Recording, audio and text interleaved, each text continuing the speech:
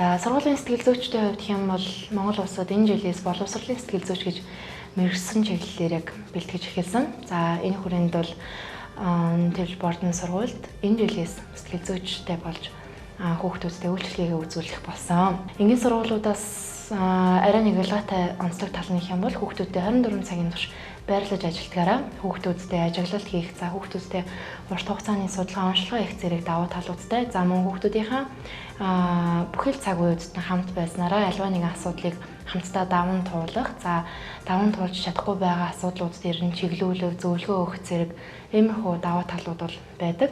За мөн Бордон сургуульд анх орж ирсэн хүүхдүүд маань дасан зохицох чадраараа их ялгагддаг. Яагаад тэгэхээр анхнаасаа 7-оос 21 хоногор байрлаад эхэлдэг учраас за нэгэн сонирхолтой бас судалгааны үр дүн гарсан гэх юм бол 9 сард хийгдсэн дасан зохицох нийгмийн дасан зохицлын чадрын судалгаа, эргээгээ 5 сард хийгдсэн нийгмийн дасан зохицлын чадрын судалгаан дээр үр дүн юу гарсан бэ гэхээр нийгмийн дасан зохицох чадварт хамрагддаг 8 үзүүлэлтийн 7 нь энэ хүүхдүүдийн хувьд өссөн үзүүлэлт гарсан юм үр дүнтэй байгаа.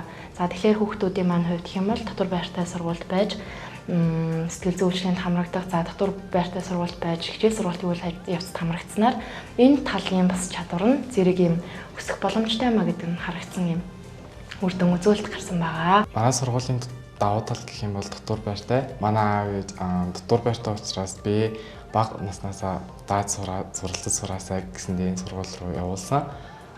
Би анхын сургуульд ирээд анх юуг нь ажигласан бэ гэхээр давхар болгонд сэтгэл зүйчтэй.